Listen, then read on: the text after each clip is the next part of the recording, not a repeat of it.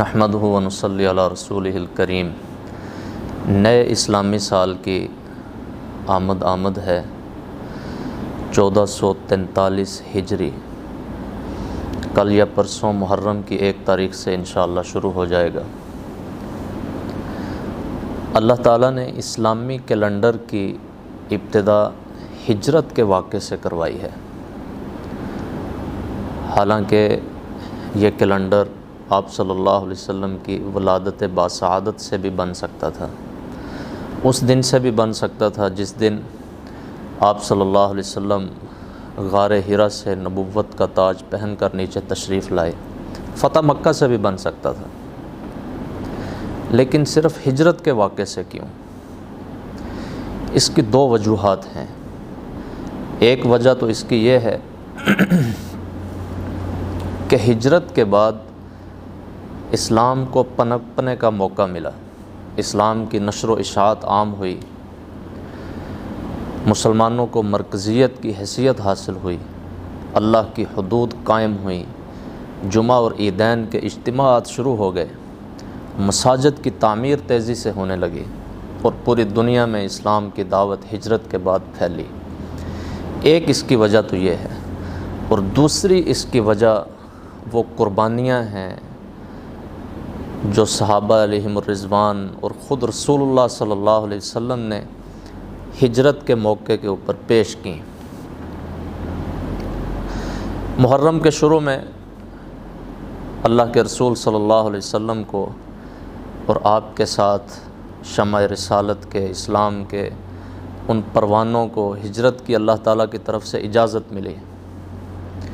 تو ہجرت کے اس حکم کو پورا کرنے کے لیے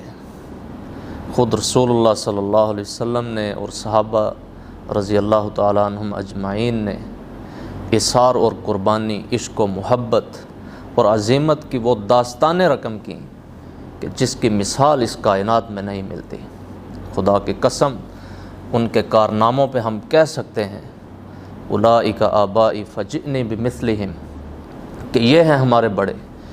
یہ ہمارے رسول اللہ صلی اللہ علیہ وسلم، یہ ہمارے صحابہ، یہ ہمارے آباء و اجداد، اولئک آبائی فجئنی بمثلہم، لاؤ اگر ان جیسا کوئی ہے تو۔ خدا کی قسم ان جیسا کوئی نہیں، وہ ہستیاں اس کائنات نے نہ ان سے پہلے دیکھی نہ ان کے بعد قیامت تک دیکھے گی، کہ یہ کائنات خود انہی کے طفیل سے ہے، انہی کے صدقے سے ہے۔ وہ گل نہ ہوتا تو کلیوں کا تبسم بھی نہ ہوتا، وہ پھول نہ ہوتا تو بلبل کا ترنم بھی نہ ہوتا، روئے نقش ہستی پہ یہ غنچے بھی پریشاں ہوتے، رخت بردوش پہ سب دست و گریباں ہوتے، خیمہ افلاک میں پھر سے تشدد ہوتا، بزم توحید کے نعروں میں تردد ہوتا، نہ دشت و جبل توحید کے ہدی خواں ہوتے، نہ مزین تیرے ذکر سے بیاباں ہوتے، حصول وحی کے لیے موسیٰ تو طور پر پہنچے، پر کیا عجب کہ وہی تیرے حضور پر پہنچے، کتاب فطرت سر ورق پہ جو نام احمد رقم نہ ہوتا، یہ نقش ہستی ابھر نہ سکتا، وجود لوح و قلم نہ ہوتا، عرب نہ ہوتا، عجم نہ ہوتا، ارے کچھ نہ ہوتا اگر وہ شاہ امم نہ ہوتا۔ کہاں ان ہستیوں کا مقام اور مرتبہ، اور کیسی قربانیاں اللہ تعالیٰ نے اس دین کے لیے ان سے لی ہیں کہ ہجرت کا حکم آیا، صحابہ تنہا نہتے اپنی جانوں کو لے کر نکلے، اپنے محبوب وطن کو چھوڑا، عزیز و اقارب، بیوی بچے، گھر بار، اپنی جائیدادیں اور تجارتیں چھوڑ کر نکلے، اور واپسی کا کوئی راستہ نہیں ہے۔ ہمیشہ کے لیے نکلے اپنی زندگیوں کو لے کر، سب کچھ چھوڑ چھاڑ کر۔ قرآن نے ان کی ہجرت کا جو نقشہ کھینچا ہے، فرمایا فالذین ہاجروا، ان لوگوں نے ہجرت کی، وَأُخْرِجُوا مِن دِيَارِهِمْ، اپنے گھروں سے نکال دیے گئے، وَأُوذُوا فِي سَبِيلِي، اور پھر اللہ کے راستے میں تکلیفیں، اذیتیں پہنچائے گئے۔ بہت عظیم واقعہ ہے یہ اسلامی ہسٹری کا، اسلامی تاریخ کا میرے محترم بھائیوں۔ تو اسلامی تاریخ جہاں بھی لکھی جائے گی، دوسری وجہ کہ یہ کیلنڈر ہجرت سے کیوں شروع ہوا، جہاں بھی اسلامی تاریخ لکھی جائے گی یا بولی جائے گی، اس کے ساتھ لکھا جائے گا 1443 ہجری، ایک چھوٹی سی ہاں اس کے ساتھ ضرور لکھی جائے گی۔ جب بولا جائے گا تو کیا کہا جاتا ہے؟ 1443 ہجری، لفظ ہجری، اور یہ لکھنے میں چھوٹی سی ہاں، کبھی غور کیا ہوگا آپ لوگوں نے؟ ہر جہاں بھی اسلامی تاریخ لکھی جائے وہ چھوٹی سی ہاں اس کے ساتھ ضرور ہوتی ہے۔ کیوں؟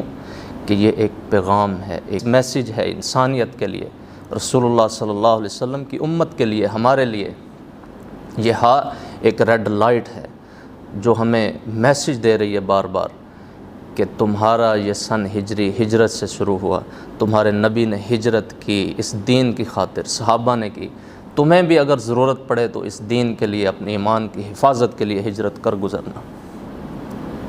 لیکن اب ہمیں کون سے ہجرت کا حکم ہے؟ ہمارے لیے کون سی ہجرت ہے؟ یہ آپ صلی اللہ علیہ وسلم نے اس چیز کو 3 اقسام کے اندر تقسیم فرمایا۔ ایک ہجرت تو وہی ہجرت تھی جو آپ صلی اللہ علیہ وسلم نے اور صحابہ نے کی، لیکن اس کے بعد آپ نے فرمایا کہ الہجرت لا تنقطع، ہجرت قیامت تک ختم نہیں ہوگی۔ سب سے پہلی ہجرت اور عظیم ہجرت ہجرت الباطہ، ان تثبت مع رسول اللہ، کہ آپ رسول اللہ صلی اللہ علیہ وسلم کے ساتھ ہجرت کریں اور آپ کے ساتھ قیام کریں اور پھر واپسی نہیں۔ یہ ہجرت فتح مکہ سے پہلے اور آپ کی صلی اللہ علیہ وسلم کی زندگی کے بعد ختم ہو چکی۔ اور دوسری ہجرت ہجرت البادیہ، فرمایا کہ ان ترجع الی بادیتک، کہ آپ ہجرت کریں دینی مقاصد کے لیے، ایمان، تقوی، اعمال کو سیکھنے کے لیے، لیکن پھر واپس اپنے وطن کی طرف لوٹ آئیں۔ تو یہ بھی ایک ہجرت ہے جو قیامت تک جاری رہے گی۔ اور تیسری ہجرت جو ہر وقت میرے اور آپ کی طرف متوجہ ہے، ہر مسلمان انسان کی طرف متوجہ ہے، ہر وقت، چاہے وہ اللہ کے راستے میں نکلا ہو، چاہے وہ اپنے گھر میں ہو، جہاں بھی ہو، سفر میں ہو، حضر میں ہو، یہ ہجرت اس کی طرف متوجہ ہے۔ گھر کی زندگی میں، بازار کی زندگی میں، معاملات میں، معاشرت میں، تجارت میں، ہر شعبے میں یہ ہجرت اس کی طرف متوجہ ہے۔ وہ ہجرت کون سی ہے؟ آپ صلی اللہ علیہ وسلم نے فرمایا حجر السیئات، کہ گناہوں کو، برائیوں کو چھوڑ کر نیک اعمال کی طرف ہجرت کر لو، کہ چھوڑ دو، جھوٹ کو ترک کر دو، سچ کی طرف ہجرت کر جاؤ، بے حیائی کو چھوڑ دو، حیا کی طرف ہجرت کر جاؤ، گناہوں کو چھوڑ دو، نیک اعمال کی طرف ہجرت کر جاؤ، ظلم کو چھوڑ کر رحم اور خدا ترسی کی طرف ہجرت کر جاؤ، ناانصافی کو چھوڑ کر عدل اور انصاف کی طرف ہجرت کر جاؤ۔ کہ یہ وہ ہجرت ہے جو ہم سب کی طرف متوجہ ہے، کہ رسول اللہ صلی اللہ علیہ وسلم نے فرمایا المہاجر من ہجر ما نہی اللہ عنہ، قیامت تک وہ شخص بھی مہاجر ہی شمار ہوگا جس نے اللہ کی منع کردہ چیزوں سے ہٹ کر اللہ کے احکامات اور رسول اللہ صلی اللہ علیہ وسلم کے احکامات کی طرف ہجرت کر لی۔